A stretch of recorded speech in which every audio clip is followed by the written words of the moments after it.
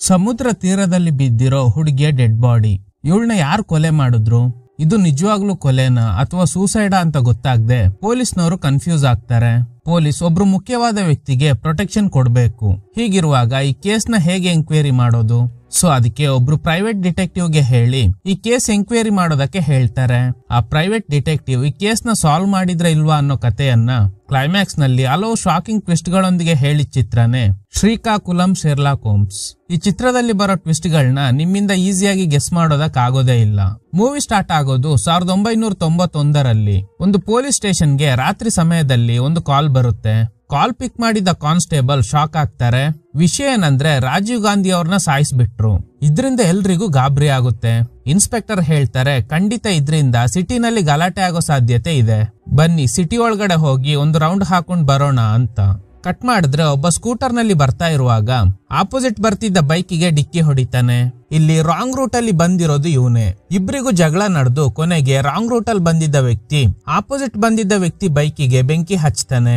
ಅಷ್ಟರಲ್ಲಿ ಸ್ಪಾಟ್ಗೆ ಬಂದ ಪೊಲೀಸ್ನವರು ಏನಾಯ್ತು ಅಂತ ಕೇಳಿದಾಗ ಇವಂದೇ ತಪ್ಪು ಅಂತ ಬೈಕ್ ಅವನು ಹೇಳಿದ್ರೆ, ಸ್ಕೂಟಿನಲ್ಲಿ ಬಂದಿದ್ದ ವ್ಯಕ್ತಿ ಇದ್ರಲ್ಲಿ ನಂದೇನು ತಪ್ಪಿಲ್ಲ ಅಂತ ಹೇಳ್ತಾ ಇದ್ದಾನೆ. ಪೊಲೀಸ್ನವರು ಏನ್ ಅನ್ಕೋತಾರೆ ಅಂದ್ರೆ ರಾಜೀವ್ ಗಾಂಧಿ ಸತ್ತಿದ್ರಿಂದ ಗಲಾಟೆ ಶುರು ಮಾಡಿದ್ದಾರೆ ಅಂತ ಅನ್ಕೊಂಡು ಇಬ್ಬರನ್ನು ಅರೆಸ್ಟ್ ಮಾಡ್ತಾರೆ. ಹಾಗೇನೆ ರಾಂಗ್ ರೂಟ್ ಅಲ್ಲಿ ಬಂದವನ್ ಸ್ಕೂಟರ್ ನ ಕೂಡ ಸೀಸ್ ಮಾಡ್ತಾರೆ.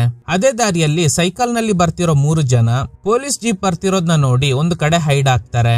ಹಾಗೇನೆ ಒಂದು ಕಾರ್ ನಲ್ಲಿ ಬರ್ತಿದ್ದವರು ಕೂಡ ಪೊಲೀಸ್ ಜೀಪ್ ನೋಡಿ ಸೈಡ್ ಅಲ್ಲಿ ಪಾರ್ಕಿಂಗ್ ಮಾಡ್ತಾರೆ. ಪೊಲೀಸ್ ಜೀಪ್ ಹೋದ್ಮೇಲೆ ಕಾರ್ ಮೂವ್ ಆಗುತ್ತೆ. ಅರ್ಲಿ ಮಾರ್ನಿಂಗ್ ಪಟ್ನಾಯಕ್ ಅನ್ನೋ ಪೊಲೀಸ್ ಆಫೀಸರ್ ಸಮುದ್ರ ತೀರದಿಂದ ಒಂದು ಟೀ ಶಾಪ್ ಹತ್ರ ಬರ್ತಾರೆ. ಅವ್ರ ತಲೆಗೆ ಪೆಟ್ಟಾಗಿದೆ. ಹಾಗೆ ಕಟ್ ಮಾಡಿದ್ರೆ ಬೀಚ್ ಹತ್ರ ಒಂದು ಡೆಡ್ ಬಾಡಿ ಇರೋದನ್ನ ತೋರಿಸ್ತಾರೆ. ವಿಷಯ ಗೊತ್ತಾಗಿದ್ರಿಂದ ಪೊಲೀಸ್ನವರು ಸ್ಪಾಟ್ ಗೆ ಬಂದು ಎಂಕ್ವೈರಿ ಶುರು ಮಾಡ್ತಾರೆ. ಮೀಡಿಯಾದವರು ಕೂಡ ಸ್ಪಾಟ್ ನಲ್ಲಿ ಇದ್ದಾರೆ. ಅದ್ರಲ್ಲಿ ಒಬ್ರು ಬೇಕು ಅಂತಾನೆ ಪದೇ ಪದೇ ಪ್ರಶ್ನೆಗಳನ್ನ ಕೇಳ್ತಾ ಇದ್ದಾರೆ. ಇದಕ್ಕೂ ಮುಂಚೆ ಈ ಬೀಚ್ ನಲ್ಲಿ ಜೋಡಿ ಕೊಲೆ ನಡೆದಿತ್ತು.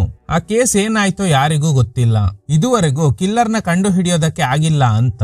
ಅದಕ್ಕೆ ಇನ್ಸ್ಪೆಕ್ಟರ್ ಹೇಳ್ತಾರೆ, ನೋಡಿ ಜಾಸ್ತಿ ಮಾತಾಡಬೇಡಿ, ಆದಷ್ಟು ಬೇಗ ಈ ಕೇಸ್ನ ಸಾಲ್ವ್ ಮಾಡ್ತೀನಿ ಅಂತ.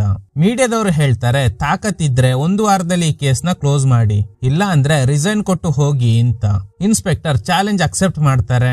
ಚಾಲೆಂಜ್ ಏನೋ ಅಕ್ಸೆಪ್ಟ್ ಮಾಡಿದ್ರು, ಆದ್ರೆ ರಾಜೀವ್ ಗಾಂಧಿ ಅವರ ಹತ್ಯೆ ಆಗಿರೋದ್ರಿಂದ ಕೆಲವೊಂದು ಪೊಲಿಟಿಷಿಯನ್ಸ್ ಗೆ ಸೆಕ್ಯೂರಿಟಿ ಕೊಡಬೇಕು. ಹೀಗಿರುವಾಗ ಈ ಕೇಸ್ನ ಹೇಗೆ ಎಂಕ್ವೈರಿ ಮಾಡೋದು ಅಂತ. ಆಗ ಕಾನ್ಸ್ಟೇಬಲ್ ಒಂದು ಐಡಿಯಾ ಕೊಡ್ತಾರೆ. ನಾವು ಒಬ್ರು ಪ್ರೈವೇಟ್ ಡಿಟೆಕ್ಟಿವ್ಗೆ ಹೇಳಿ ಈ ಕೇಸ್ನ ಹ್ಯಾಂಡಲ್ ಮಾಡೋದಕ್ಕೆ ಹೇಳೋಣ. ಅವರು ಕಿಲ್ಲರ್ನ ಫೈಂಡ್ ಔಟ್ ಮಾಡಿದ್ಮೇಲೆ ನಾವೇ ಕಿಲ್ಲರ್ನ ಕಂಡು ಹಿಡಿದಿದ್ದು ಅಂತ ಹೇಳಿ ಕ್ರೆಡಿಟ್ ತಗೊಂಡ್ರೆ ಆಯ್ತು ಅಂತ. ಆ ತರದವ್ರು ಯಾರಿದ್ದಾರೆ ಅಂತ ಕೇಳಿದಾಗ ನನ್ಗೆ ಗೊತ್ತಿರೋ ಒಬ್ಬ ಫ್ರೆಂಡ್ ಇದ್ದಾನೆ. ಅವನಿಗೆ ಚಿಕ್ಕ ವಯಸ್ಸಿಂದ ಪೊಲೀಸ್ ಆಗ್ಬೇಕು ಅನ್ನೋ ಆಸೆ ಇತ್ತು, ಆದ್ರೆ ಏಜ್ ಬಾರ್ ಆಗಿದ್ರಿಂದ ಆಗ್ಲಿಲ್ಲ. ಅವನಿಗೆ ಈ ತರದ ಕೇಸ್ ಎಂಕ್ವೈರಿ ಮಾಡೋದಂದ್ರೆ ತುಂಬಾ ಇಷ್ಟ ಅಂತ. ಇನ್ಸ್ಪೆಕ್ಟರ್ ಕೂಡ ಒಪ್ಕೋತಾರೆ. ಹಾಗೆ ಕಟ್ ಮಾಡಿ ಹೀರೋನ ತೋರಿಸ್ತಾರೆ. ಇವ್ರನ್ನ ಎಲ್ಲರೂ ಶೆರ್ಲಾಕ್ ಹೋಮ್ಸ್ ಅಂತಾನೆ ಕರಿತಾ ಇರ್ತಾರೆ. ನಾಟಕ ನಡೀತಾ ಇದ್ದ ಫಂಕ್ಷನ್ ನಲ್ಲಿ ನಿನ್ನೆ ನಾಟಕ ಎಲ್ಲ ಆದ್ಮೇಲೆ ಇವ್ರ ವೈಫ್ ಚಿನ್ನಾಭರಣಗಳನ್ನ ಯಾರೋ ಕಳ್ತನ ಮಾಡಿದ್ದಾರಂತೆ. ಯಾರು ಕಳ್ತನ ಮಾಡಿರೋದು ಕಂಡು ಹಿಡೀರಿ ಅಂತ. ಡಿಟೆಕ್ಟಿವ್ ಹೇಳ್ತಾರೆ, ಆ ನಾಟಕದಲ್ಲಿ ಸೀತಾದೇವಿ ಪಾತ್ರ ಮಾಡ್ತಿರೋ ಹುಡುಗಿನೇ ಕಳ್ಳಿ, ಸೊ ಅವಳ ಹತ್ರ ಹೋಗಿ ನಿಮ್ ಚಿನ್ನಾಭರಣಗಳನ್ನ ಕಲೆಕ್ಟ್ ಮಾಡ್ಕೊಳ್ಳಿ ಅಂತ. ಆಗ ಇವ್ರ ಅಪ್ಪ ಅಮ್ಮ ಕೇಳ್ತಾರೆ, ಹೇಗೆ ಅವಳೇ ಕಳ್ಳಿ ಅನ್ನೋದನ್ನ ಕಂಡು ಹಿಡ್ದೆ? ಅದಕ್ಕೆ ಈಗ ಡಿಟೆಕ್ಟಿವ್ ಎಕ್ಸ್ಪ್ಲೇನ್ ಮಾಡೋದಕ್ಕೆ ಶುರು ಮಾಡ್ತಾರೆ. ಆ ನಾಟಕ ನಡೀತಾ ಇರೋದು ಸೀತಾದೇವಿ ವನವಾಸದಲ್ಲಿ ಇದ್ದಾಗ ಸಿಚುವೇಶನ್ ಹೇಗಿತ್ತು ಅಂತ. ಆಗ ಸೀತಾಮಾತೆ ಹೇಗಿರ್ಬೇಕಿತ್ತು? ಕಾಟನ್ ಸ್ಯಾರಿ ಉಟ್ಕೋಬೇಕಿತ್ತು ಅಲ್ವಾ? ಆದ್ರೆ ಆ ಹುಡುಗಿನ್ ನೋಡಿ ಎಷ್ಟು ರಿಚ್ ಆಗಿ ರೆಡಿ ಆಗಿದ್ದಾಳೆ. ಅಷ್ಟೇ ಅಲ್ಲದೆ ನಾಟಕ ನಡೀತಾ ಇರೋ ಸಂದರ್ಭದಲ್ಲಿ ಪದೇ ಪದೇ ಸರ ಮುಟ್ ನೋಡ್ಕೋತಾ ಇದ್ಲು. ಸೊ ಆಗ್ಲೇ ಗೊತ್ತಾಯ್ತು ಅದು ಒರಿಜಿನಲ್ ಚಿನ್ನಾಭರಣ, ಆ ವ್ಯಕ್ತಿಯ ವೈಫ್ ಇಂದಾನೆ ಕಳ್ತನ ಮಾಡಿರೋದು ಅಂತ. ಇಡೀ ಗುಂಪಲ್ಲಿ ಆ ಲೇಡಿ ಮಾತ್ರ ಅಷ್ಟೊಂದು ಚಿನ್ನಾಭರಣಗಳನ್ನ ಹಾಕೊಂಡು ಬಂದಿದ್ಲು. ನಿನ್ನೆ ನಾಟಕ ನೋಡೋದಕ್ ಬಂದಾಗ ಕಳ್ತನ ಮಾಡಿದ್ದಾಳೆ. ಆ ವ್ಯಕ್ತಿ ನಿನ್ನೆನೆ ನನ್ಗೆ ಈ ವಿಷಯ ಹೇಳಿದ್ದ. ಸೊ ಅದಕ್ಕೆ ಇವತ್ತು ನಾಟಕ ನೋಡೋದಕ್ ಬಂದು ಅಬ್ಸರ್ವ್ ಮಾಡಿದಾಗ ಇದೆಲ್ಲ ಗೊತ್ತಾಯ್ತು ಅಂತ. ಇದೇ ಇವ್ರ ಆಫೀಸ್. ಪೊಲೀಸ್ ಜೀಪ್ ಸೌಂಡ್ ಕೇಳಿ ನಮ್ಗೆ ಒಂದು ಕೇಸ್ ಕೊಡ್ತಾರೆ ಅಂತ.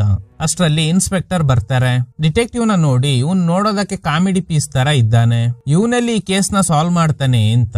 ಆಗ ಡಿಟೆಕ್ಟಿವ್ ಹೇಳ್ತಾರೆ, ಖಂಡಿತ ನಾನು ಕಿಲ್ಲರ್ನ ಕಂಡು ಹಿಡಿತೀನಿ. ಬೀಚ್ ಹತ್ರ ಒಂದು ಹುಡುಗಿ ಶವ ಸಿಕ್ಕಿದೆ. ಹುಡುಗಿ ಹೆಸರು ಮೇರಿ. ಅದೇ ಕೇಸ್ ಬಗ್ಗೆನೆ ತಾನೇ ನೀವು ಹೇಳ್ತಾ ಇರೋದು. ನೀವೇನು ಚಿಂತೆ ಮಾಡಬೇಡಿ, ನಾನು ಈ ಕೇಸ್ ನ ಸಾಲ್ವ್ ಮಾಡ್ತೀನಿ ಅಂತ. ಇನ್ಸ್ಪೆಕ್ಟರ್ ಹೇಳ್ತಾರೆ, ಜಾಸ್ತಿ ಟೈಮ್ ಇಲ್ಲ, 1 ವಾರದೊಳಗಡೆ ಕೇಸ್ ಸಾಲ್ವ್ ಆಗ್ಬೇಕು ಅಂತ. ಡಿಟೆಕ್ಟಿವ್ ಒಪ್ಕೋತಾರೆ. ಸೊ ಈಗ ಡಿಟೆಕ್ಟಿವ್ ಇನ್ವೆಸ್ಟಿಗೇಷನ್ ಶುರು ಮಾಡ್ತಾರೆ. ಬೀಚ್ ಹತ್ರ ಹೋದಾಗ ಕೆಲವೊಂದು ಕ್ಲೂಸ್ ಸಿಗುತ್ತೆ. ಈ ಕೇಸ್ ನಲ್ಲಿ ಇವ್ರ ಅಪ್ಪ ಅಮ್ಮ ಕೂಡ ಹೆಲ್ಪ್ ಮಾಡ್ತಾ ಇದ್ದಾರೆ. ನೆಕ್ಸ್ಟ್ ಸೀನ್ ನಲ್ಲಿ ಡಿಟೆಕ್ಟಿವ್ ಇನ್ಸ್ಪೆಕ್ಟರ್ ನ ಮೀಟ್ ಆಗಿ ಈ ಕೇಸ್ ನಲ್ಲಿ 7 ಜನಕ್ಕೆ ಲಿಂಕ್ ಇದೆ, ಸೊ ಅವ್ರನ್ನೆಲ್ಲ ಎಂಕ್ವೈರಿ ಮಾಡಿದ್ರೆ ಮಾತ್ರ ಈ ಕೇಸ್ ಸಾಲ್ವ್ ಆಗುತ್ತೆ ಅಂತ. ಸರಿ ಓಕೆ, ನೀನು ಇನ್ವೆಸ್ಟಿಗೇಷನ್ ಶುರು ಮಾಡು, ನಿನ್ಗೆ ಬೇಕಾಗಿರೋ ಹೆಲ್ಪ್ ನಾನ್ ಮಾಡ್ತೀನಿ, ಆದ್ರೆ ನೀನು ಇಲ್ಲಿದ್ಕೊಂಡು ಎಂಕ್ವೈರಿ ಮಾಡಿದ್ರೆ ನನ್ ಮರ್ಯಾದೆ ಹೋಗುತ್ತೆ. ಸೊ ನಿನ್ಗೆ ಸಪರೇಟ್ ಆಗಿ ಒಂದು ಜಾಗ ಅರೇಂಜ್ ಮಾಡ್ತೀನಿ, ಅಲ್ಲೋಗಿ ಎಂಕ್ವೈರಿ ಶುರು ಮಾಡು, ನಿನ್ಗೆ ಒಬ್ರು ಲೇಡಿ ಕಾನ್ಸ್ಟೇಬಲ್ ಹೆಲ್ಪ್ ಮಾಡ್ತಾರೆ ಅಂತ. ಈಗ ಡಿಟೆಕ್ಟಿವ್ ಇನ್ಸ್ಪೆಕ್ಟರ್ ಹೇಳಿದ್ದ ಜಾಗಕ್ಕೆ ಬರ್ತಾರೆ. ಹೆಲ್ಪ್ ಗೆ ಲೇಡಿ ಕಾನ್ಸ್ಟೇಬಲ್ ಕೂಡ ಬರ್ತಾರೆ. ಡಿಟೆಕ್ಟಿವ್ ಅವ್ರ ಪೇರೆಂಟ್ಸ್ ಜೊತೆ ಮನೆ ಒಳಗಡೆ ಹೋದಾಗ ಅಲ್ಲಿ ಬಾಲು ಅನ್ನುವ ವ್ಯಕ್ತಿ ಮಲ್ಕೊಂಡಿದ್ದಾನೆ. ಅಯ್ಯೋ, ನಾನ್ ಹೇಗ್ ಇಲ್ಲಿಗ್ ಬಂದೆ ಅಂತ. ನೋಡು, ನೀನ್ ಯಾಕೆ ಇಲ್ಲಿದ್ಯಾ, ನಾನ್ ಯಾಕೆ ಇಲ್ಲಿಗ್ ಬಂದಿದ್ದೀನಿ, ಎಲ್ಲಾ ವಿಷಯ ನಿನಗ್ ಚೆನ್ನಾಗ್ ಗೊತ್ತಿದೆ. ಮೇರಿನ ಕೊಲೆ ಮಾಡಿದ್ದು ಯಾರು, ನಿಜ ಹೇಳು ಅಂತ ಕೇಳ್ದಾಗ ಬಾಲು ಏನ್ ನಡೀತು ಅಂತ ಹೇಳೋದಕ್ ಶುರು ಮಾಡ್ತಾನೆ. ಈಗ ಒಂದು ಫ್ಲಾಶ್ ಬ್ಯಾಕ್. ಬಾಲುಗೆ ಅಬ್ರಾಡ್ ಗೆ ಹೋಗಿ ಹಣ ಸಂಪಾದನೆ ಮಾಡ್ಬೇಕು ಅನ್ನೋ ಆಸೆ ಇದೆ. ಸೊ ಬೇರೆ ದೇಶದಲ್ಲಿ ಜಾಬ್ ಸಿಗೋವರೆಗೂ ಜೀವನ ಮಾಡೋದಕ್ಕೆ STD ಬೂತ್ ನ ನಡೆಸ್ತಾ ಇದ್ದಾನೆ. ಈಗ ಬ್ರಹ್ಮ ಹಾಗೂ ಅವಳ ಫ್ರೆಂಡ್ ಮೇರಿನ ತೋರಿಸ್ತಾರೆ. ಬಾಲು ಬ್ರಹ್ಮನ ಲವ್ ಮಾಡ್ತಾ ಇದ್ದಾನೆ. ನಿರಂತರವಾಗಿ ಅವಳನ್ನ ಫಾಲೋ ಮಾಡೋದಕ್ಕೆ ಶುರು ಮಾಡಿದಾಗ ಅವಳಿಗೂ ಗೊತ್ತಾಗುತ್ತೆ ಬಾಲು ನನ್ನ ಲವ್ ಮಾಡ್ತಿದ್ದಾನೆ ಅಂತ. ಒಂದಿನ ಬೀಚ್ ಹತ್ರ ಪ್ರಪೋಸ್ ಮಾಡಿದಾಗ ಬ್ರಹ್ಮ ಒಪ್ಕೋತಾಳೆ. ಹೀಗೆ ಒಂದಿನ ಬ್ರಹ್ಮ ಮೇರಿ ಜೊತೆ STD ಬೂತ್ ಗೆ ಬರ್ತಾಳೆ. ಮೇರಿನ ಹೊರಗಡೆ ಕೂರ್ಸಿ ಬ್ರಹ್ಮ ಯಾರ ಜೊತೆನೋ ಮಾತಾಡ್ತಾ ಇದ್ದಾಳೆ. ಆಗ ಅಲ್ಲಿಗೆ ಜಾನ್ಸಿ ಅನ್ನುವ ಹುಡುಗಿ ಬರ್ತಾಳೆ. ಜಾನ್ಸಿ 3 ಜನಕ್ಕೆ ಕಾಮನ್ ಫ್ರೆಂಡ್. ಜಾನ್ಸಿ ಮೇರಿ ಜೊತೆ ಏನೋ ಡಿಸ್ಕಸ್ ಮಾಡ್ತಾ ಇದ್ದಾಳೆ. ಬ್ರಹ್ಮ ಬೂತಿಂದ ಹೊರಗಡೆ ಬಂದು ಹೇಳ್ತಾಳೆ, ನಾನು ಬಾಲು ಜೊತೆ ಹೊರಗಡೆ ಹೋಗ್ತಾ ಇದ್ದೀನಿ, ನಮ್ಮ ಅಣ್ಣ ಏನಾದ್ರೂ ಕೇಳಿದ್ರೆ ಹೇಗಾದ್ರೂ ಮ್ಯಾನೇಜ್ ಮಾಡು ಅಂತ ಮೇರಿಗೆ ಹೇಳಿ ಇವರಿಬ್ರು ಬೀಚ್ ಹತ್ರ ಹೋಗ್ತಾರೆ. ಬ್ರಹ್ಮ ಹೇಳ್ತಾಳೆ, ನಮ್ಮ ಅಣ್ಣ ತುಂಬಾನೇ ಸ್ಟ್ರಿಕ್ಟ್, ನನ್ಗೆ ಒಂಚೂರು ಫ್ರೀಡಮ್ ಇಲ್ಲ. ನಮ್ ತಾಯಿ ಇರುವಾಗ ನಾನು ತುಂಬಾ ಹ್ಯಾಪಿಯಾಗಿದ್ದೆ. ಆಕ್ಚುಲಿ ನಾಳೆ ನನ್ ಬರ್ಡೇ, ನನ್ಗೆ ಒಂದು ಆಸೆ ಇದೆ, ಅದೇನಂದ್ರೆ ಬರ್ಡೇ ದಿನ ರಾತ್ರಿ ನಾನ್ ಇಷ್ಟ ಪಡೋರ್ಗೆ ಕೇಕ್ ತಿನ್ನಿಸ್ಬೇಕು ಅಂತ. ಆದ್ರೆ ಇದುವರೆಗೂ ಅದು ಆಗಿಲ್ಲ, ಯಾಕಂದ್ರೆ ನಮ್ಮಣ್ಣ ನನ್ಗೆ ಇದುವರೆಗೂ ಬರ್ಡೇ ಸೆಲೆಬ್ರೇಟ್ ಮಾಡೇ ಇಲ್ಲ ಅಂತ. ಬಾಲು ಹೇಳ್ತಾನೆ, ಇದಕ್ಕೆಲ್ಲ ಯಾಕೆ ಟೆನ್ಷನ್ ಮಾಡ್ಕೋತೀಯ, ನಾನಿಲ್ವಾ ನಿನ್ಗೆ, ನಾಳೆ ರಾತ್ರಿ ನಿನ್ ಬರ್ಡೇಗೆ ಕೇಕ್ ತಗೊಂಡ್ ಬರ್ತೀನಿ ಅಂತ. ಬಾಲು ಅವಳನ್ನ ಮನೆ ಹತ್ರ ಡ್ರಾಪ್ ಮಾಡೋದಕ್ಕೆ ಹೋಗ್ತಿರುವಾಗ ಬ್ರಹ್ಮ ಅವ್ರ ಅಣ್ಣ ನೋಡ್ಬಿಡ್ತಾರೆ. ವಿಷಯ ಗೊತ್ತಾಗಿದ್ರಿಂದ ಬಾಲು ಸ್ಪೀಡ್ ಆಗಿ ಓಡಿಸ್ಕೊಂಡು ಬರ್ತಾನೆ. ಬ್ರಹ್ಮ ಮೇರಿ ಜೊತೆ ಮನೆಗೆ ಹೋಗ್ತಾಳೆ. ಆ ದಿನ ರಾತ್ರಿ ಬಾಲು ಅಪ್ಸೆಟ್ ಆಗಿರುವಾಗ ಜಾನ್ಸಿ ಅಲ್ಲಿಗೆ ಬಂದು ಏನಾಯ್ತು ಅಂತ ಕೇಳ್ತಾಳೆ. ಇವತ್ತು ಬ್ರಹ್ಮ ಬರ್ಡೇ ಸೆಲೆಬ್ರೇಟ್ ಮಾಡ್ಬೇಕು ಅಂತ ಪ್ಲಾನ್ ಮಾಡಿದ್ವಿ, ಆದ್ರೆ ಅವಳನ್ನ ಡ್ರಾಪ್ ಮಾಡುವಾಗ ಅವ್ರ ಅಣ್ಣ ನೋಡ್ಬಿಟ್ರು, ಸೊ ಅವಳನ್ನ ಖಂಡಿತ ಮನೆಯಿಂದ ಹೊರಗಡೆ ಕಳ್ಸೋದಿಲ್ಲ ಅಂತ. ಜಾನ್ಸಿ ಹೇಳ್ತಾಳೆ, ಏನು ಚಿಂತೆ ಮಾಡಬೇಡ, ನಾನೊಂದು ಪ್ಲಾನ್ ಮಾಡ್ತೀನಿ. ಅದೇನಂದ್ರೆ ಮೇರಿ ಆರ್ಫನೇಜ್ ಗೆ ರಿಲೇಟ್ ಆಗಿರೋ ಕೆಲಸ ಇದೆ ಅಂತ ಬ್ರಹ್ಮ ಮನೆಗೆ ಹೋಗಿ ಅವಳನ್ನ ಕರ್ಕೊಂಡು ಬರ್ತಾಳೆ. ಅವರಿಬ್ರು ಹೊರಗಡೆ ಬರುವಾಗ ನಾವು ಮನೆ ಹತ್ರ ಹೋಗಿ ಅವರಿಬ್ಬರನ್ನ ಪಿಕಪ್ ಮಾಡ್ಕೊಂಡು ನೇರವಾಗಿ ಬೀಚ್ ಹತ್ರ ಹೋಗಿ ಸೆಲೆಬ್ರೇಟ್ ನ ಮಾಡೋಣ ಅಂತ. ಬ್ರಹ್ಮಗೆ ಕಾಲ್ ಮಾಡಿದಾಗ ಅವ್ರ ಅಣ್ಣ ಪಿಕ್ ಮಾಡ್ತಾರೆ. ಅವರಿಗೆ ಆರ್ಫನೇಜ್ ನಲ್ಲಿ ಸ್ವಲ್ಪ ಅರ್ಜೆಂಟ್ ಕೆಲಸ ಇದೆ, ಮೇರಿ ಮನೆ ಹತ್ರ ಬರ್ತಾಳೆ, ಬ್ರಹ್ಮನ ಕಳಿಸ್ಕೊಡಿ ಅಂತ. ಸೊ ಪ್ಲಾನ್ ವರ್ಕೌಟ್ ಆಗಿದ್ರಿಂದ ಮೇರಿ ಹಾಗೂ ಬ್ರಹ್ಮ ಹೊರಗಡೆ ಬಂದಾಗ ಇವರಿಬ್ರು ಅಲ್ಲಿಗೆ ಹೋಗಿ ಅವ್ರನ್ನ ಪಿಕಪ್ ಮಾಡ್ಕೊಂಡು ನೇರವಾಗಿ ಬೀಚ್ ಹತ್ರ ಬರ್ತಾರೆ. ಆಮೇಲೆ ಬ್ರಹ್ಮ ಅವ್ರ ಬರ್ಡೇ ಸೆಲೆಬ್ರೇಟ್ ಮಾಡ್ತಾರೆ. ಆಗ ಜಾನ್ಸಿ ಇವರಿಬ್ರು ಮಾತಾಡ್ತಾ ಇರ್ಲಿ, ನಾವು ಆ ಕಡೆ ಹೋಗೋಣ ಅಂತ ಮೇರಿನ ಕರ್ಕೊಂಡು ಸ್ವಲ್ಪ ದೂರ ಹೋಗ್ತಾಳೆ. ಈಗ ಬಾಲು ಹಾಗೂ ಬ್ರಹ್ಮ ಕಾರ್ ಒಳಗಡೆ ಕೂತ್ಕೊಂಡು ರೊಮ್ಯಾಂಟಿಕ್ ಮೂಡ್ ಅಲ್ಲಿ ಇರುವಾಗ ಸ್ಟಾರ್ಟಿಂಗ್ ಸೀನ್ ನಲ್ಲಿ ಪಟ್ನಾಯಕ್ ಅನ್ನೋ ಪೊಲೀಸ್ ಆಫೀಸರ್ ನ ತೋರಿಸಿದ್ರು ಅಲ್ವಾ, ಅವರು ಅಲ್ಲಿಗೆ ಬರ್ತಾರೆ. ಕಾರ್ ಒಳಗಡೆ ಕೂತ್ಕೊಂಡು ಏನ್ ಮಾಡ್ತಾ ಇದ್ದೀರಾ ಅಂತ. ಅದಕ್ಕೆ ಬಾಲು, ಇವಳಿಗೆ ಇವತ್ತು ಬರ್ಡೇ, ಸೊ ಅದಕ್ಕೆ ಸೆಲೆಬ್ರೇಟ್ ಮಾಡೋದಕ್ಕೆ ಬಂದಿದ್ವಿ, ನಾವಿಬ್ರು ಲವರ್ಸ್ ಅಂತ.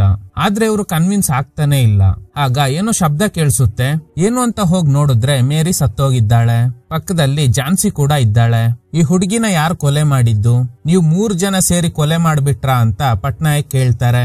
ನಾವ್ ಯಾಕೆ ಇವಳನ್ನ ಕೊಲೆ ಮಾಡ್ಬೇಕು, ಅವಳು ನಮ್ ಫ್ರೆಂಡ್ ಅಂತ ಹೇಳ್ದಾಗ ಇವರು ನಂಬೋದಕ್ ರೆಡಿ ಇಲ್ಲ. ಪಕ್ಕ ನೀವು 3 ಜನ ಸೇರಿ ಇವಳನ್ನ ಕೊಲೆ ಮಾಡಿದ್ದೀರಾ ಅನ್ಸುತ್ತೆ, ನಾನೋಗಿ ಬ್ಯಾಕಪ್ ಟೀಮ್ ಸಮೇತ ಇಲ್ಲಿಗೆ ಬರ್ತೀನಿ ಅಂತ ಹೇಳಿ ಅಲ್ಲಿಂದ ಹೋಗ್ತಾರೆ. ಸೊ ಇವರಿಗೆ ತಲೆ ಕೆಟ್ಟು ಹೋಗುತ್ತೆ. ಮೇರಿನ ಕೊಲೆ ಮಾಡಿದ್ದು ಯಾರು ಅನ್ನೋದೇ ಮಿಸ್ಟ್ರಿ. ಎಲ್ಲಿ ಆ ಪೊಲೀಸ್ ಬ್ಯಾಕಪ್ ಟೀಮ್ ಸಮೇತ ಬಂದು ಅರೆಸ್ಟ್ ಮಾಡ್ತಾರೋ ಅನ್ನೋ ಭಯದಲ್ಲಿ ಮೇರಿ ಬಾಡಿನ ಸಮುದ್ರಕ್ಕೆ ಬಿಸಾಡಿ ಅಲ್ಲಿಂದ ಹೋಗಿರ್ತಾರೆ. ಈಗ ಇದನ್ನೆಲ್ಲ ಕೇಳಿಸ್ಕೊತಾ ಇದ್ದ ಡಿಟೆಕ್ಟಿವ್, ಸೊ ಹಾಗಾದ್ರೆ ನೀವು ಯಾರು ಕೂಡ ಕೊಲೆ ಮಾಡಿಲ್ವಾ, ಸರಿ ಪೊಲೀಸ್ ಸ್ಟೇಷನ್ಗೆ ಹೋಗಿ ಕಂಪ್ಲೇಂಟ್ ಕೊಡ್ಬೇಕಿತ್ತು ಅಂತ ಕೇಳಿದಾಗ ಬಾಲು ಹೇಳ್ತಾನೆ, ಸರ್ ಅಬ್ರಾಡ್ಗೆ ಹೋಗ್ಬೇಕು ಅನ್ನೋದೇ ನನ್ನ ಆಸೆ. ಈ ಟೈಮ್ ನಲ್ಲಿ ನನ್ ಮೇಲೆ ಏನಾದ್ರೂ ಕೇಸ್ ಇದೆ ಅನ್ನೋದು ಗೊತ್ತಾದ್ರೆ ವೀಸಾ ಪಾಸ್ಪೋರ್ಟ್ ಏನು ಸಿಗಲ್ಲ, ಅದಕ್ಕೇನೆ ಪೊಲೀಸ್ ಕಂಪ್ಲೇಂಟ್ ಕೊಟ್ಟಿಲ್ಲ ಅಂತ. ಈಗ ಮತ್ತೆ ಅದೇ ದಿನ ರಾತ್ರಿ ಏನಾಯ್ತು ಅಂತ ತೋರಿಸ್ತಾರೆ. ಮೇರಿ ಬಾಡಿನ ಸಮುದ್ರಕ್ಕೆ ಬಿಸಾಡಿ 3 ಜನ ಕಾರ್ನಲ್ಲಿ ಬರ್ತಾ ಇರುವಾಗ ಬ್ರಹ್ಮ ಹೇಳ್ತಾಳೆ, ಈ ಟೈಮ್ ಅಲ್ಲಿ ನಾವು ಪೊಲೀಸ್ ಕಂಪ್ಲೇಂಟ್ ಕೊಟ್ರೆ ನಿನ್ನಿಂದ ಅಬ್ರಾಡ್ಗೆ ಹೋಗೋದಕ್ಕಾಗಲ್ಲ. ಇನ್ ಕೇಸ್ ಎಂಕ್ವೈರಿ ಏನಾದ್ರೂ ಮಾಡಿದ್ರೆ ಆ ಪೊಲೀಸ್ನ ಸಿಕ್ಸ್ಬಿಟ್ಟು ಎಸ್ಕೇಪ್ ಆಗ್ಬಿಡೋಣ ಅಂತ. ಹೀಗೆ ಹೋಗ್ತಿರುವಾಗ ಪೊಲೀಸ್ ಜೀಪ್ ಬರ್ತಿರೋ ಶಬ್ದ ಕೇಳಿ ಕಾರ್ನ ಒಂದು ಕಡೆ ಪಾರ್ಕಿಂಗ್ ಮಾಡಿರ್ತಾರೆ. ಪೊಲೀಸ್ ಜೀಪ್ ಹೋದ್ಮೇಲೆ ಅಲ್ಲಿಂದ ಹೋಗಿರ್ತಾರೆ. ಇದೇ ಸೀನ್ ನ ಮೂವಿ ಸ್ಟಾರ್ಟಿಂಗ್ ನಲ್ಲಿ ತೋರಿಸಿರ್ತಾರೆ. ಇಷ್ಟು ವಿಷಯ ಗೊತ್ತಾದ್ಮೇಲೆ ಡಿಟೆಕ್ಟಿವ್ ಬೀಚ್ ಹತ್ರ ಹೋಗ್ತಾರೆ. ಅಲ್ಲಿಗೆ ಇನ್ಸ್ಪೆಕ್ಟರ್ ಬಂದು ಏನಾದ್ರೂ ಲೀಡ್ ಸಿಕ್ತಾ ಅಂತ ಕೇಳ್ತಾರೆ. ನನ್ಗೆ ಲೀಡ್ ಸಿಗ್ಬೇಕಂದ್ರೆ ಮೇರಿ ಪೋಸ್ಟ್ ಮಾರ್ಟಮ್ ರಿಪೋರ್ಟ್ ಬೇಕು. ಇನ್ಸ್ಪೆಕ್ಟರ್ ಹೇಳ್ತಾರೆ ಪೋಸ್ಟ್ ಮಾರ್ಟಮ್ ರಿಪೋರ್ಟ್ ಸಿಗೋದಕ್ಕೆ ಲೇಟ್ ಆಗುತ್ತೆ, ಆದ್ರೆ ನೀನು ಈ ಕೇಸ್ ನ ಕೇವಲ 7 ದಿನದಲ್ಲೇ ಮುಗಿಸ್ಬೇಕು. ಸೊ ಹೇಗಾದ್ರೂ ಈ ಕೇಸ್ ನ ಸಾಲ್ವ್ ಮಾಡು, ರಿಪೋರ್ಟ್ ಗೆಲ್ಲ ವೇಟ್ ಮಾಡ್ತಾ ಇರಬೇಡ ಅಂತ. ಡಿಟೆಕ್ಟಿವ್ ಟ್ರೈ ಮಾಡ್ತೀನಿ ಅಂತ ಹೇಳಿ ಅಲ್ಲಿಂದ ಹೋಗ್ತಾರೆ. ನೆಕ್ಸ್ಟ್ ಬ್ರಹ್ಮನ ಕರ್ಸಿ ಎಂಕ್ವೈರಿ ಮಾಡ್ತಾರೆ. ನಿಜ ಹೇಳಿದ್ರೆ ನಿನ್ಗೇನೆ ಒಳ್ಳೇದು ಅಂತ. ಸೊ ಈಗ ಬ್ರಹ್ಮ ಒಂದು ಫ್ಲಾಶ್ ಬ್ಯಾಕ್ ಹೇಳೋದಕ್ಕೆ ಶುರು ಮಾಡ್ತಾಳೆ. ಬ್ರಹ್ಮ ಅವ್ರ ತಾಯಿ ತಂದೆ ತೀರ್ ಹೋದ್ಮೇಲೆ ಇವ್ರ ಅಣ್ಣ ಒಬ್ರನ್ನ ಮದ್ವೆ ಆಗಿ ಮನೆ ಕರ್ಕೊಂಡ್ ಬಂದಿರ್ತಾನೆ. ಅಣ್ಣ ಆಗ್ಲಿ ಅಥವಾ ಅಣ್ಣನ್ ವೈಫ್ ಆಗ್ಲಿ ಬ್ರಹ್ಮ ಬಗ್ಗೆ ಕೇರ್ ಮಾಡೋದೇ ಇಲ್ಲ. ಅದ್ರಲ್ಲೂ ಅಣ್ಣನ್ ವೈಫ್ ತುಂಬಾ ಟಾರ್ಚರ್ ಮಾಡ್ತಾರೆ. ಅಣ್ಣ ವಾರ್ನಿಂಗ್ ಕೊಡ್ತಾನೆ, ನೀನು ಬಾಲು ಜೊತೆ ಸುತ್ತಾಡ್ತಾ ಇರೋ ವಿಷಯ ನನಗ್ ಗೊತ್ತು, ಇನ್ ಮುಂದೆ ಅವನ್ ಜೊತೆ ಓಡಾಡೋದ್ನ ನೋಡ್ದೆ ಅನ್ಕೋ, ಇಬ್ಬರನ್ನು ಸಾಯಿಸ್ಬಿಡ್ತೀನಿ ಅಂತ.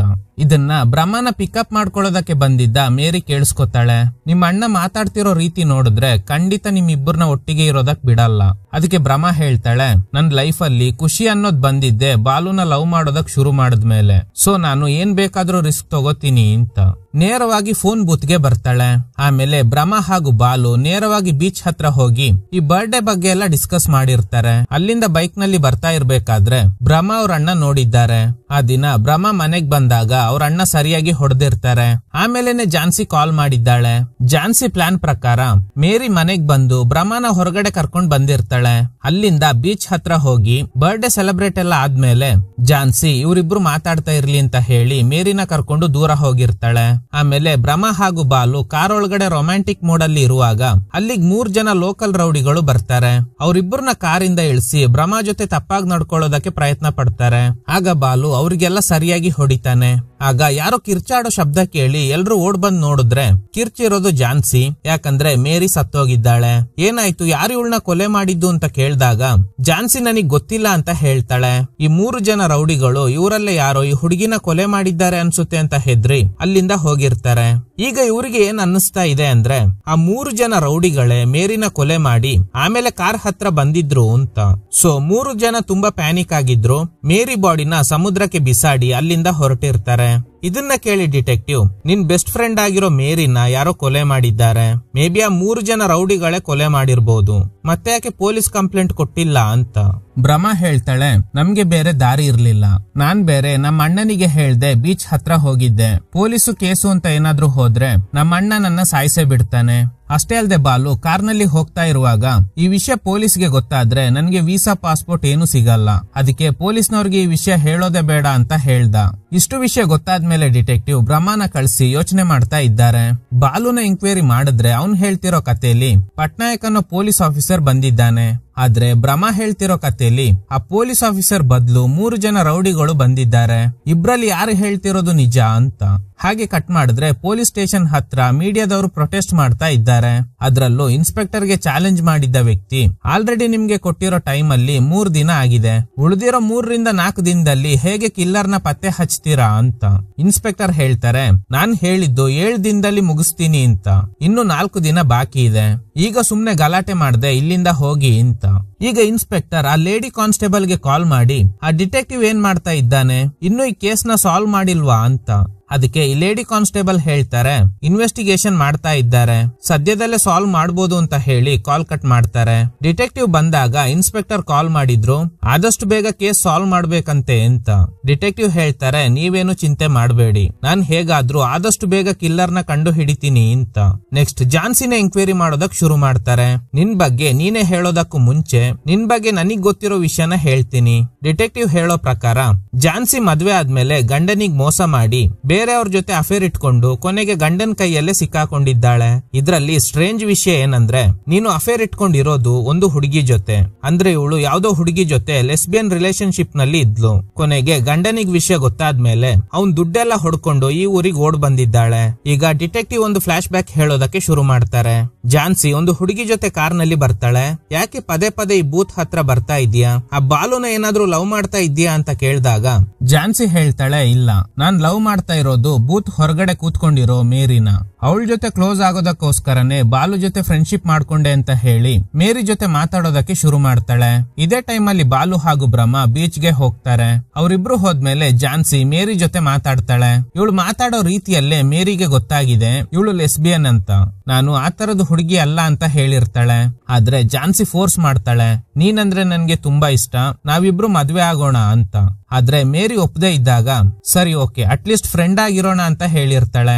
ಅಷ್ಟರಲ್ಲಿ ಬಾಲು ಹಾಗೂ ಬ್ರಹ್ಮ ಸ್ಪಾಟ್ ಗೆ ಬರ್ತಾರೆ. ನಮ್ಮಣ್ಣ ನೋಡ್ಬಿಟ್ಟ, ಬಾ ಇಲ್ಲಿಂದ ಹೋಗೋಣ ಅಂತ ಮೇರಿನ ಕರ್ಕೊಂಡು ಬ್ರಹ್ಮ ಮನೆಗ್ ಹೋಗ್ತಾಳೆ. ಝಾನ್ಸಿ ಮನೆಗ್ ಹೋದ್ಮೇಲೆ ನನ್ ಲವ್ ನ ರಿಜೆಕ್ಟ್ ಮಾಡ್ದೆ ಅಲ್ವಾ, ನನ್ಗೆ ಸಿಗ್ದೇ ಇರೋ ನೀನು ಬೇರೆ ಯಾರಿಗೂ ಸಿಗ್ಬಾರ್ದು ಅಂತ ಮೇರಿ ಫೋಟೋಗೆ ಚಾಕುಯಿಂದ ಚುಚ್ಚಿರ್ತಾಳೆ. ಅದೇ ದಿನ ರಾತ್ರಿ ಬಾಲು ಬ್ರಹ್ಮ ಬರ್ಡೇ ಸೆಲೆಬ್ರೇಟ್ ಮಾಡೋದಕ್ಕೆ ಆಗ್ತಿಲ್ಲ ಅಂತ ಟೆನ್ಷನ್ ನಲ್ಲಿ ಇದ್ದಾಗ ಝಾನ್ಸಿ ಒಂದು ಐಡಿಯಾ ಕೊಟ್ಟು ಹೇಗೋ ಮೇರಿನ ಬ್ರಹ್ಮ ಮನೆ ಕಳಿಸಿ ಅಲ್ಲಿಂದ 4 ಜನ ಬೀಚ್ ಗೆ ಹೋಗುವಾಗ ಕೂಡ ಝಾನ್ಸಿ ಮೇರಿನ ಒಂಥರ ನೋಡ್ತಾ ಇದ್ದಾಳೆ. ಅಲ್ಲೋಗಿ ಕೇಕ್ ಎಲ್ಲ ಕಟ್ ಮಾಡಿದ್ಮೇಲೆ ಇವರಿಬ್ರು ಮಾತಾಡ್ತಾ ಇರ್ಲಿ ಅಂತ ಹೇಳಿ ಮೇರಿನ ಕರ್ಕೊಂಡು ದೂರ ಹೋಗಿರ್ತಾಳೆ. ದೂರ ಹೋದ್ಮೇಲೆ ಫೋರ್ಸ್ ಮಾಡ್ತಾಳೆ, ನನ್ನಿಂದ ನಿನ್ನ ಮರೆಯೋದಕ್ಕಾಗಲ್ಲ, ನಾವಿಬ್ರು ಮದ್ವೆ ಆಗೋಣ ಅಂತ ರೊಮ್ಯಾಂಟಿಕ್ ಆಗಿ ಮಾತಾಡಿರ್ತಾಳೆ. ಆದ್ರೆ ಮೇರಿ, ನೋಡಿ ನನ್ಗೆ ನಿಮ್ ಮೇಲೆ ಆ ತರದ ಅಭಿಪ್ರಾಯ ಇಲ್ಲ. ಒಂದು ಹುಡುಗಿ ಜೊತೆನೆ ಅಫೇರ್ ಇಟ್ಕೊಳ್ಳೋದು ಅಂದ್ರೆ ಏನರ್ಥ, ದಯವಿಟ್ಟು ಫೋರ್ಸ್ ಮಾಡಬೇಡಿ, ನಾನು ಹೋಗ್ತೀನಿ ಅಂದಾಗ ಝಾನ್ಸಿ ಹಗ್ ಮಾಡಿ ಹೋಗ್ಬೇಡ ಅಂತ ಹೇಳಿರ್ತಾಳೆ. ಆದ್ರೆ ಮೇರಿ ಇವಳು ಮಾತ್ ಕೇಳ್ದೆ ಇದ್ದಾಗ ಚಾಕು ತೆಗ್ದು ಮೇರಿಗೆ ಚುಚ್ಚಿ ಸಾಯಿಸಿದ್ದಾಳೆ. ಇದೇ ತಾನೇ ನಡೆದಿದ್ದು ಅಂತ ಡಿಟೆಕ್ಟಿವ್ ಕೇಳ್ತಾರೆ. ಸರ್, ಈ ಡಿಟೆಕ್ಟಿವ್ಗೆ ಹೇಗೆ ಇವಳು ಲೆಸ್ಬಿಯನ್ ಅನ್ನೋದು ಗೊತ್ತಾಯ್ತು ಅಂತ ನೋಡೋದಾದ್ರೆ ಝಾನ್ಸಿ ಜೊತೆಲಿ ಒಂದು ಹುಡುಗಿ ಬಂದಿರ್ತಾಳೆ ಅಲ್ವಾ, ಅವಳನ್ನ ಎಂಕ್ವೈರಿ ಮಾಡಿದಾಗ ಎಲ್ಲ ವಿಷಯ ಹೇಳಿರ್ತಾಳೆ. ಆಗ ಝಾನ್ಸಿ, ಸರ್ ನೀವು ಇಷ್ಟೊತ್ತು ಹೇಳಿದ್ರಲ್ಲ, ಅದ್ರಲ್ಲಿ ಅರ್ಧ ಸತ್ಯ ಇನ್ನರ್ಧ ಸುಳ್ಳು, ನಾನು ಮೇರಿನ ಕೊಲೆ ಮಾಡಿಲ್ಲ. ಆಕ್ಚುಲಿ ಆ ದಿನ ರಾತ್ರಿ ನಾನು ಅವಳ ಜೊತೆ ಕ್ಲೋಸ್ ಆಗೋದಕ್ಕೆ ಟ್ರೈ ಮಾಡಿದಾಗ ಅವಳು ನನ್ನ ತಲೆಗೆ ಬಲವಾಗಿ ಹೊಡೆದಿದ್ರಿಂದ ನಾನು ಅನ್ಕಾನ್ಶಿಯಸ್ ಆಗ್ಬಿಟ್ಟೆ. ಎಚ್ಚರಿಕೆ ಆದಾಗ ಮೇರಿನ ಯಾರೋ ಕೊಲೆ ಮಾಡ್ಬಿಟ್ಟಿದ್ರು. ಆಗ ಕಿರ್ಚಿದ್ದು ನಾನೇ. ಶಬ್ದ ಕೇಳಿ ಅವರಿಬ್ಬರ ಜೊತೆಗೆ ಒಬ್ರು ಪೊಲೀಸ್ ಆಫೀಸರ್ ಕೂಡ ಬಂದ್ರು. ಆಮೇಲೆ ಮೇರಿ ಬಾಡಿನ ಸಮುದ್ರಕ್ಕೆ ಬಿಸಾಡಿ ನಾವು ಅಲ್ಲಿಂದ ಹೋದ್ವಿ. ಅದ್ ಬಿಟ್ರೆ ನನ್ಗೇನು ಗೊತ್ತಿಲ್ಲ ಅಂತ. ಅಷ್ಟರಲ್ಲಿ lady constable post mortem report ಸಿಕ್ಕಿದೆ ಅಂತ ಹೇಳ್ತಾರೆ. ಚೆಕ್ ಮಾಡಿದಾಗ ಮೇರಿನ ಚಾಕುಯಿಂದ ಚುಚ್ಚಿ ಕೊಲೆ ಮಾಡಿದ್ದಾರೆ. ಕಿಲ್ಲರ್ ಹೈಟ್ 6 ಅಡಿಗಿಂತ ಜಾಸ್ತಿ ಇರ್ಬೋದು. ಕೊಲೆ ಮಾಡಿರೋದು ಖಂಡಿತ ಯಾರೋ ಹುಡುಗನೇ ಆಗಿರ್ಬೋದು ಅಂತ ಮೆನ್ಷನ್ ಆಗಿದೆ. ಡಿಟೆಕ್ಟಿವ್ ಗೆಸ್ ಮಾಡ್ತಾರೆ, ಝಾನ್ಸಿ ಕೊಲೆ ಮಾಡಿಲ್ಲ. ಕಿಲ್ಲರ್ ಮೇಲ್ ಆಗಿದ್ರೆ 5 ಜನ ಮೇಲ್ಸ್ ಇದ್ದಾರೆ. ಈ 5 ಜನರಲ್ಲಿ ಯಾರು ಕೊಲೆ ಮಾಡಿರ್ಬೋದು ಅಂತ ಈಗ ಪೊಲೀಸ್ ಅಂದ್ರೆ ಪಟ್ನಾಯಕ್ನ ಎಂಕ್ವೈರಿ ಮಾಡ್ಬೇಕು. ಸೊ ನಾವು ಕರೆದ್ರೆ ಅವರು ಬರಲ್ಲ. ಅದಕ್ಕೆ ಇನ್ಸ್ಪೆಕ್ಟರ್ ಜೊತೆ ಮಾತಾಡಿ ಅವ್ರ ಮೂಲಕ ಪಟ್ನಾಯಕ್ನ ಕರೆಸಿ ಎಂಕ್ವೈರಿ ಮಾಡ್ತಾರೆ. ನಿಮ್ಗೆ ಯಾಕೆ ಲವರ್ಸ್ ನ ಕಂಡ್ರೆ ಆಗಲ್ಲ ಅಂತ ಕೇಳಿದಾಗ ಇವರು ಹೇಳೋ ಪ್ರಕಾರ ಇವ್ರಿಗೆ ಮದ್ವೆ ಆಗಿದೆ, ಆದ್ರೆ ಮಕ್ಳಿಲ್ಲ. ಒಂದು ಹುಡುಗಿನ ದತ್ತು ತಗೊಂಡು ಸಾಕಿದ್ದಾರೆ. ಆದ್ರೆ ಅವಳು ದೊಡ್ಡವಳಾದ್ಮೇಲೆ ಒಂದು ಹುಡುಗನ್ನ ಲವ್ ಮಾಡಿ ಮನೆ ಬಿಟ್ಟು ಹೋಗಿರ್ತಾಳೆ. ಇದ್ರಿಂದ ಇವ್ರ ವೈಫ್ ಮೆಂಟಲಿ ಡಿಸ್ಟರ್ಬ್ ಆಗಿ ಹಾಸ್ಗೆ ಹಿಡ್ದಿರ್ತಾರೆ. ಇದ್ರಿಂದನೇ ನನ್ಗೆ ಲವರ್ಸ್ ನ ಕಂಡ್ರೆ ಆಗೋದೇ ಇಲ್ಲ. ಈ ತರ ತುಂಬಾ ಸಲ ಲವರ್ಸ್ ಜೊತೆ ರೂಡ್ ಆಗಿ ನಡ್ಕೊಂಡಿದ್ರಿಂದಾನೇ ಸೀನಿಯರ್ ನನ್ನ ಸಸ್ಪೆಂಡ್ ಮಾಡಿದ್ರು. ಇದೇ ಫ್ರಸ್ಟ್ರೇಷನ್ ನಲ್ಲಿ ಬೀಚ್ ಹತ್ರ ಹೋದಾಗ ಅಲ್ಲಿ ನೋಡಿದ್ರೆ ಇಬ್ರು ಕಾರ್ ಒಳಗಡೆ ರೊಮ್ಯಾನ್ಸ್ ಮಾಡ್ತಾ ಇದ್ರು. ಅದಕ್ಕೆ ಅವ್ರ ಜೊತೆ ರೂಡ್ ಆಗಿ ನಡ್ಕೊಂಡು ಆ ಹುಡುಗಿಗೆ ಬುದ್ಧಿ ಹೇಳಬೇಕು ಅನ್ನೋ ಅಷ್ಟ್ರಲ್ಲಿ ಯಾರೋ ಕಿರ್ಚ್ತಾ ಇರೋ ಶಬ್ದ ಕೇಳಿಸ್ತು. ಅಲ್ಲೋಗ್ ನೋಡಿದ್ರೆ ಯಾರೋ ಒಂದು ಹುಡುಗಿ ಸತ್ತೋಗಿದ್ಲು. ಅಲ್ಲಿದ್ದ 3 ಜನರಲ್ಲಿ ಯಾರೋ ಅವಳನ್ನ ಕೊಲೆ ಮಾಡಿದ್ದಾರೆ ಅಂತ ಅನ್ಕೊಂಡು ಪೊಲೀಸ್ ಸ್ಟೇಷನ್ಗೆ ಹೋಗಿ ಟೀಮ್ ಸಮೇತ ಬರ್ತೀನಿ ಅಂತ ಹೇಳಿ ಹೊರಟಾಗ ಯಾರೋ ಹಿಂದೆಯಿಂದ ನನ್ನ ತಲೆಗೆ ಹೊಡೆದ್ರು. ನಾನು ಅನ್ಕಾನ್ಶಿಯಸ್ ಆಗ್ಬಿಟ್ಟೆ. ಎಚ್ಚರಿಕೆ ಆದಾಗ ಬೆಳಗಾಗಿತ್ತು. ಅಲ್ಲಿ ಆ ಹುಡುಗಿ ಶವ ಆಗ್ಲಿ ಅವ್ರು ಯಾರು ಇರ್ಲೇ ಇಲ್ಲ. ಆಮೇಲೆ ಬೀಚ್ ಹತ್ರ ಇದ್ದ ಟೀ ಶಾಪ್ಗೆ ಹೋದೆ. ಆಗ್ಲೇ ರಾಜೀವ್ ಗಾಂಧಿ ಅವ್ರು ಸತ್ತೋಗಿರೋ ವಿಷಯ ಗೊತ್ತಾಗಿ ಶಾಕ್ ಆಯ್ತು ಅಂತ. ಸೊ ಹಾಗಾದ್ರೆ ನಿಜವಾದ ಕಿಲ್ಲರ್ ಯಾರು ಅಂತ ಮತ್ತಷ್ಟು ಎಂಕ್ವೈರಿ ಶುರು ಮಾಡ್ತಾರೆ. ನೆಕ್ಸ್ಟ್ ಆ 3 ಜನ ರೌಡಿಗಳನ್ನ ಎಂಕ್ವೈರಿ ಮಾಡಿದಾಗ ಆಕ್ಚುಲಿ ಇವರೆಲ್ಲ ಫಿಶರ್ ಮ್ಯಾನ್ ಗಳಾಗಿರ್ತಾರೆ. ಕೆಲ್ಸ ಆದ್ಮೇಲೆ ಬೀಚ್ ಹತ್ರ ಬಂದು ಫುಲ್ ಡ್ರಿಂಕ್ಸ್ ಎಲ್ಲ ಮಾಡಿ ನಡ್ಕೊಂಡ್ ಬರ್ತಿರುವಾಗ ಒಂದು ರೆಡ್ ಕಲರ್ ಕಾರ್ ನೋಡಿ ಹತ್ರ ಹೋದ್ವಿ. ಆ ಕಾರಲ್ಲಿ ಯಾರು ಇರ್ಲಿಲ್ಲ. ಆಗ ಯಾರೋ ಕಿರ್ಚೋ ಶಬ್ದ ಕೇಳಿ ಹೋಗ್ ನೋಡಿದ್ರೆ ಅಲ್ಲೊಂದು ಹುಡುಗಿ ಸತ್ತೋಗಿದ್ಲು. ಹಾಗೇನೆ ಪಕ್ಕದಲ್ಲಿ ಒಬ್ರು ಪೊಲೀಸ್ ಆಫೀಸರ್ ಕೂಡ ಅನ್ಕಾನ್ಶಿಯಸ್ ಆಗಿದ್ರು. ಅಷ್ಟೇ ಅಲ್ಲದೆ ಇದಕ್ಕೂ ಮುಂಚೆ ನಾವು ಈ ಬೀಚ್ಗೆ ಬಂದಿದ್ದ ಒಂದು ಕಪಲ್ ಮೇಲೆ ಅಟ್ಯಾಕ್ ಮಾಡಿ ಅತ್ಯಾಚಾರ ಮಾಡಿದ್ವಿ. ಹೀಗಿರುವಾಗ ಈ ಹುಡುಗಿ ಸತ್ತೋಗಿರೋ ವಿಷಯನ ಪೊಲೀಸ್ಗೆ ಹೇಳೋ ಧೈರ್ಯ ಇರ್ಲಿಲ್ಲ. ಅದಕ್ಕೆ ಹೆದ್ರಿ ಇವರಲ್ಲೇ ಯಾರೋ ಅವಳನ್ನ ಕೊಲೆ ಮಾಡಿರ್ಬೋದು ಅಂತ ಅನ್ಕೊಂಡು ಅಲ್ಲಿಂದ ಬರ್ತಿರುವಾಗ್ಲೇ ಪೊಲೀಸ್ ಜೀಪ್ ಬರ್ತಿರೋ ಶಬ್ದ ಕೇಳಿ ಒಂದು ಕಡೆ ಹೈಡ್ ಆದ್ವಿ. ನಮ್ಗೆ ಇಷ್ಟೇ ಗೊತ್ತಿರೋದು ಅಂತ. ಇವ್ರು ಕೊಲೆ ಮಾಡಿಲ್ಲ, ಆ 3 ಜನ ಅಂದ್ರೆ ಬ್ರಹ್ಮ, ಬಾಲು, ಝಾನ್ಸಿ ಅವರು ಕೂಡ ಕೊಲೆ ಮಾಡಿಲ್ಲ ಅಂದ್ರೆ ಇನ್ಯಾರು ಕೊಲೆ ಮಾಡಿರ್ಬೋದು ಅಂತ ಡಿಟೆಕ್ಟಿವ್ಗೆ ತಲೆ ಕೆಡ್ತಾ ಇದೆ. ಅಷ್ಟರಲ್ಲಿ ಇನ್ಸ್ಪೆಕ್ಟರ್ ಅಲ್ಲಿಗೆ ಬಂದು ಬೈತಾ ಇದ್ದಾರೆ. ಇವತ್ತಿಗೆ 6 ದಿನ ಆಯ್ತು, ಉಳ್ದಿರೋದು ಒಂದೇ ದಿನ. ಇನ್ಮೇಲೆ ನಿನ್ನಿಂದ ಕಿಲ್ಲರ್ನ ಕಂಡು ಹಿಡಿಯೋದಕ್ಕಾಗಲ್ಲ, ಫಸ್ಟ್ ಇಲ್ಲಿಂದ ಹೋಗು ಅಂತ ಡಿಟೆಕ್ಟಿವ್ ರಿಕ್ವೆಸ್ಟ್ ಮಾಡ್ತಾರೆ. ಆದ್ರೆ ಇನ್ಸ್ಪೆಕ್ಟರ್ ಒಪ್ಪೋದಿಲ್ಲ. ಬೇಜಾರ್ನಲ್ಲಿ ಹೋಗ್ತಿರುವಾಗ ಲೇಡಿ ಕಾನ್ಸ್ಟೇಬಲ್ ಅಲ್ಲಿಗೆ ಬಂದು ಈ ಕೇಸ್ಗೋಸ್ಕರ ಯಾಕೆ ಇಷ್ಟೊಂದು ರಿಕ್ವೆಸ್ಟ್ ಮಾಡ್ತಾ ಇದ್ದೀರಾ? ಆಗ ಡಿಟೆಕ್ಟಿವ್ ಈ ಕೇಸ್ ನನಗೆ ಪರ್ಸನಲಿ ಸಂಬಂಧಪಟ್ಟಿದೆ ಅಂತ ಒಂದು ಫ್ಲಾಶ್ ಬ್ಯಾಕ್ ಹೇಳ್ತಾರೆ. ಇವ್ರಿಗೆ ಪೊಲೀಸ್ ಆಗ್ಬೇಕು ಅನ್ನೋ ಆಸೆ ಅವ್ರ ಪೇರೆಂಟ್ಸ್ ಇಂದಾನೆ ಬಂದಿರುತ್ತೆ. ನೀನು ಪೊಲೀಸ್ ಆಗ್ಬೇಕು ಅಂತ ಹೇಳಿನೇ ಬೆಳೆಸಿರ್ತಾರೆ. ಹೀಗೆ ದೊಡ್ಡವನಾದಾಗ ಅದೇ ಊರಲ್ಲಿ ಒಬ್ಬ ಫ್ರೆಂಡ್ ಇದ್ದಾನೆ. ಅದೇ ಫ್ರೆಂಡೇ ಈಗ ಕಾನ್ಸ್ಟೇಬಲ್ ಆಗಿರೋದು. ಆಕ್ಚುಲಿ ಇಬ್ರು ಒಂದೇ ಟೈಮ್ ಅಲ್ಲಿ ಎಕ್ಸಾಮ್ ಬರ್ದಿರ್ತಾರೆ. ಫ್ರೆಂಡ್ ಕಾನ್ಸ್ಟೇಬಲ್ ಆಗಿ ಸೆಲೆಕ್ಟ್ ಆದ್ರೆ ಇವ್ರು ಎಕ್ಸಾಮ್ ನಲ್ಲಿ ಫೇಲ್ ಆಗಿರ್ತಾರೆ. ಒಂದಿನ ಫ್ರೆಂಡ್ ಗಾಬರಿಯಾಗಿ ಲೋ ಮಗ ಫಸ್ಟ್ ಬೀಚ್ ಹತ್ರ ಬಾ ಅಂತ ಕರ್ಕೊಂಡು ಹೋಗಿರ್ತಾನೆ. ಅಲ್ಲೋಗ್ ನೋಡಿದ್ರೆ ಇವ್ರ ಅಪ್ಪ ಅಮ್ಮ ಸತ್ತೋಗಿದ್ದಾರೆ. ಇದ್ರಿಂದ ಇವರಿಗೆ ತುಂಬಾ ಶಾಕ್ ಆಗಿದೆ. ಪೊಲೀಸ್ನವರು ಸೂಸೈಡ್ ಅಂತ ಕೇಸ್ನ ಕ್ಲೋಸ್ ಮಾಡಿರ್ತಾರೆ. ಆದ್ರೆ ಇವ್ರ ಇಮ್ಯಾಜಿನೇಷನ್ ನಲ್ಲಿ ಅವ್ರ ಪೇರೆಂಟ್ಸ್ ಜೊತೆಲೇ ಇದ್ದಾರೆ ಅನ್ನೋ ಭ್ರಮೇಲೆ ಬದುಕೋದಕ್ ಶುರು ಮಾಡ್ತಾರೆ. ಇವ್ರ ಅಪ್ಪ ಅಮ್ಮ ಖಂಡಿತ ಸೂಸೈಡ್ ಮಾಡ್ಕೊಂಡಿಲ್ಲ, ಇದ್ರ ಹಿಂದೆ ಬೇರೆ ಏನೋ ಮಿಸ್ಟ್ರಿ ಇದೆ ಅಂತ ಎಂಕ್ವೈರಿ ಶುರು ಮಾಡ್ತಾ ಇರುವಾಗ್ಲೇ ಮೇರಿ ಕೂಡ ಅದೇ ಬೀಚ್ ನಲ್ಲಿ ಸತ್ತೋಗಿದ್ಲು. ಅದೇ ಟೈಮ್ ನಲ್ಲೇ ಇನ್ಸ್ಪೆಕ್ಟರ್ ಈ ಕೇಸ್ನ ಎಂಕ್ವೈರಿ ಮಾಡೋದಕ್ಕೆ ಹೇಳಿರ್ತಾರೆ. ಸೊ ಈಗ ಅರ್ಧದಲ್ಲೇ ಬಿಟ್ಟೋದ್ರೆ ಮೇರಿಗೂ ನ್ಯಾಯ ಕೊಡ್ಸೋದಕ್ಕಾಗಲ್ಲ. ಹಾಗೇನೆ ನಮ್ಮ ಅಪ್ಪ ಅಮ್ಮನ ಸಾವಿಗೆ ಕಾರಣ ಯಾರು ಅನ್ನೋದು ಕೂಡ ಗೊತ್ತಾಗಲ್ಲ ಅಂತ. ಇದನ್ ಕೇಳಿ ಲೇಡಿ ಕಾನ್ಸ್ಟೇಬಲ್ ತುಂಬಾ ಎಮೋಷನಲ್ ಆಗ್ತಾರೆ. ನೀವೇನು ಚಿಂತೆ ಮಾಡಬೇಡಿ, ಇನ್ಸ್ಪೆಕ್ಟರ್ಗೆ ಗೊತ್ತಾಗದೆ ನಾನ್ ನಿಮ್ಗೆ ಹೆಲ್ಪ್ ಮಾಡ್ತೀನಿ, ನಾವಿಬ್ರು ಸೇರಿ ಕೇಸ್ನ ಸಾಲ್ವ್ ಮಾಡೋಣ ಅಂತ. ಇನ್ನು ಒಂದಿನ ಇರುವಾಗ್ಲೇ ಡಿಟೆಕ್ಟಿವ್ ಕಿಲ್ಲರ್ನ ಕಂಡು ಹಿಡಿದು ಬಿಟ್ರು ಅನ್ಸುತ್ತೆ. ಇನ್ಸ್ಪೆಕ್ಟರ್ ನ ಮೀಟ್ ಆಗಿ ಯಾರು ಕಿಲ್ಲರ್ ಅನ್ನೋದನ್ನ ಹೇಳೋದಕ್ ಶುರು ಮಾಡ್ತಾರೆ. ನಿಮ್ ಸ್ಟೇಷನ್ ನಲ್ಲಿ ಒಬ್ಬ ಇನ್ನೊಬ್ಬನ್ ಬೈಕಿಗೆ ಡಿಕ್ಕಿ ಹೊಡೆದು ಬೆಂಕಿ ಹಚ್ಚಿದ ಅಂತ ಅರೆಸ್ಟ್ ಮಾಡಿದ್ರಿ ಅಲ್ವಾ? ಅದ್ರಲ್ಲಿ ಸ್ಕೂಟರ್ ಅಲ್ಲಿ ಬಂದವನ್ ಹೆಸರು ವೀರಬಾಬು. ಆಕ್ಚುಲಿ ಅವನೇ ಕಿಲ್ಲರ್ ಅಂತ ಹೇಳಿದಾಗ ಎಲ್ರಿಗೂ ಗಾಬರಿ ಆಗುತ್ತೆ. ಏನು ಅವ್ನ್ ಕಿಲ್ಲರ? ಹಾಗಾದ್ರೆ ಮೋಟಿವ್ ಏನು ಅಂತ. ಕೊಲೆ ಮಾಡಿದ್ದು ಇವನೇ, ಆದ್ರೆ ಕೊಲೆ ಮಾಡೋಕೆ ಹೇಳಿದ್ದು ಬೇರೆ ಅಂತ ಒಂದು ಫೋಟೋ ತೋರಿಸ್ತಾರೆ. ಆಕ್ಚುಲಿ ಅದು ಬಾಲು. ಕೊಲೆ ಮಾಡೋಕೆ ಹೇಳಿದ್ದು ಬಾಲುನೇ, ಆದ್ರೆ ಅವನಿಗೆ ಮೇರಿನ ಕೊಲೆ ಮಾಡ್ಸು ಅಂತ ಹೇಳಿದ್ದು ಭ್ರಮ ಅಂತ. ಇದನ್ ಕೇಳಿ ಎಲ್ರಿಗೂ ತುಂಬಾನೇ ಗಾಬರಿ ಆಗುತ್ತೆ. ಈಗ ಡಿಟೆಕ್ಟಿವ್ ಬ್ರಹ್ಮ ಬಗ್ಗೆ ಹೇಳ್ತಾರೆ.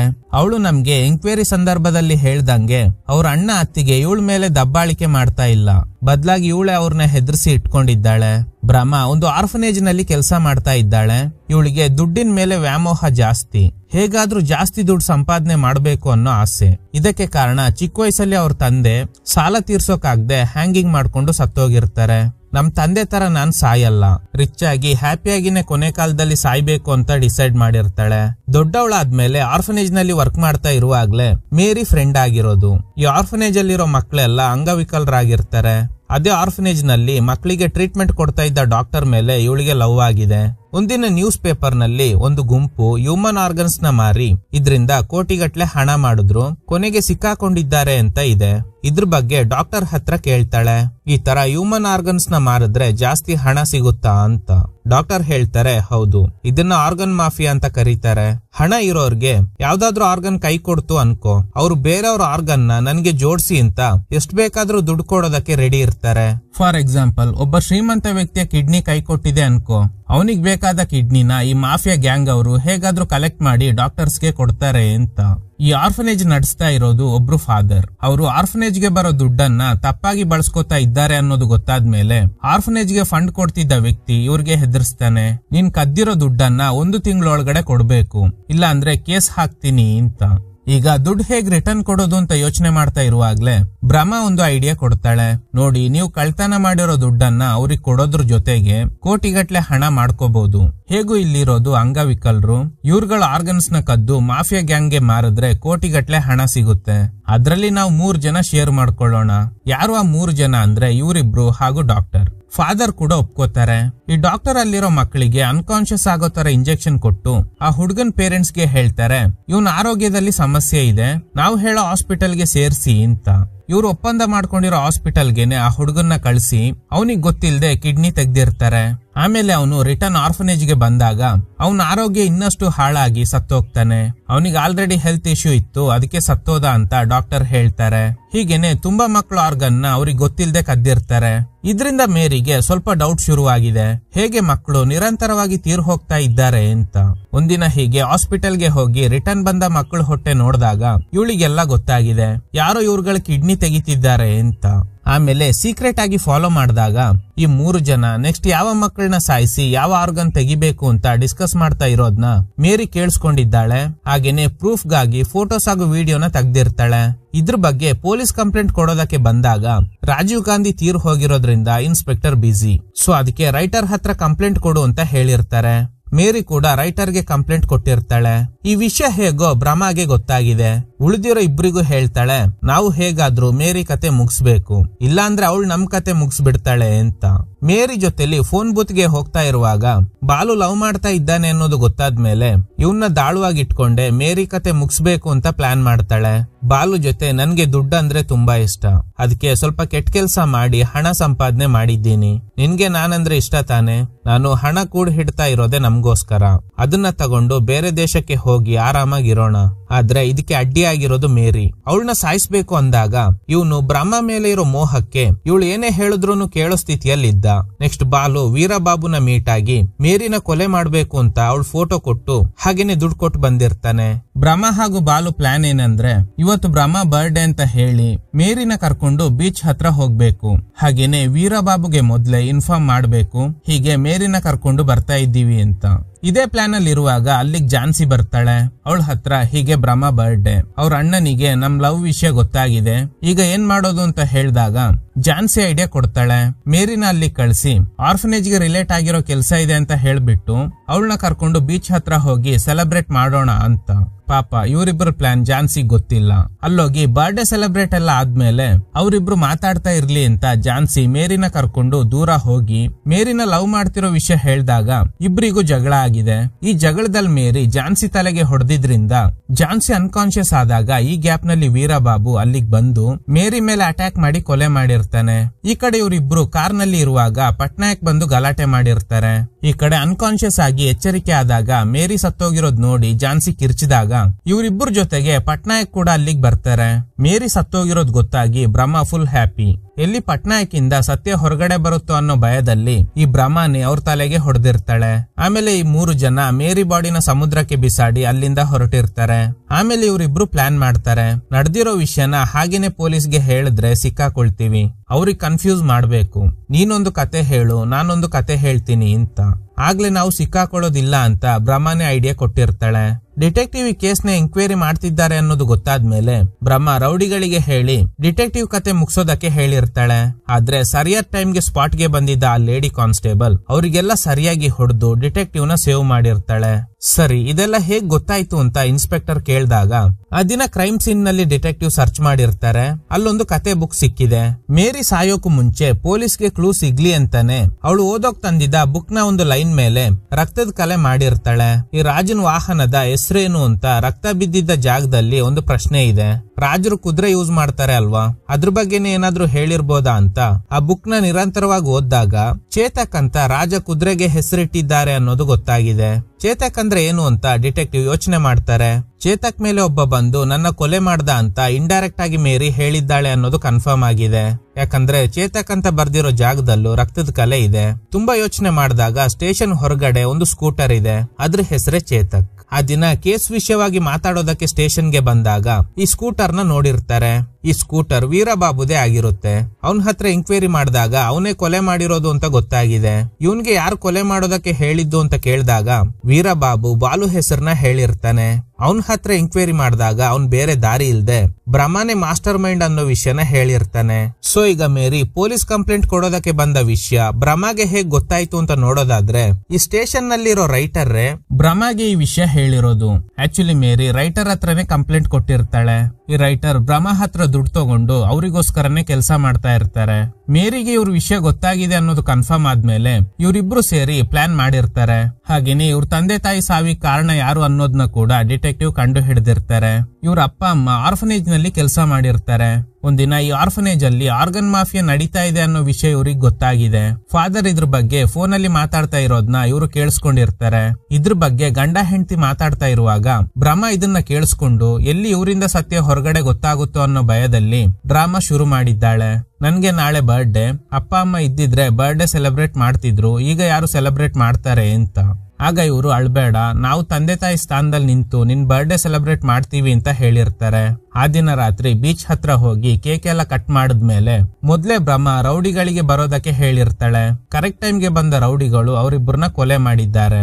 ಆದ್ರೆ ಪೊಲೀಸ್ನವ್ರಿಗೆ ಯಾವುದೇ ಆಧಾರ ಸಿಗದೆ ಇರೋದ್ರಿಂದ ಸೂಸೈಡ್ ಅಂತ ಕೇಸ್ನ ಕ್ಲೋಸ್ ಮಾಡಿದ್ರು. ಇದನ್ ಕೇಳಿ ಇನ್ಸ್ಪೆಕ್ಟರ್ಗೆ ಗಾಬರಿ ಆಗುತ್ತೆ. ಹಾಗೇನೆ ಎರಡನೇ ಪಾರ್ಟ್ಗೆ ಲೀಡ್ ಕೊಟ್ಟು ಈ ಮೂವಿನ ಎಂಡ್ ಮಾಡ್ತಾರೆ. Okay guys, thanks for watching. ಈ ತರದ ಥ್ರಿಲ್ಲಿಂಗ್ ವಿಡಿಯೋಗಳಿಗಾಗಿ ನಮ್ಮ ಸಿನಿಮಾ ಫ್ಯಾಕ್ಟ್ ಚಾನೆಲ್ ನ ತಪ್ಪದೆ ಸಬ್ಸ್ಕ್ರೈಬ್ ಮಾಡಿ, ಪಕ್ಕದಲ್ಲಿರೋ ಬೆಲ್ ಐಕಾನ್ ನ ಪ್ರೆಸ್ ಮಾಡಿ, ಆಲ್ ನೋಟಿಫಿಕೇಶನ್ ಗಳನ್ನ ಆನ್ ಮಾಡಿ ಇಟ್ಕೊಳ್ಳಿ.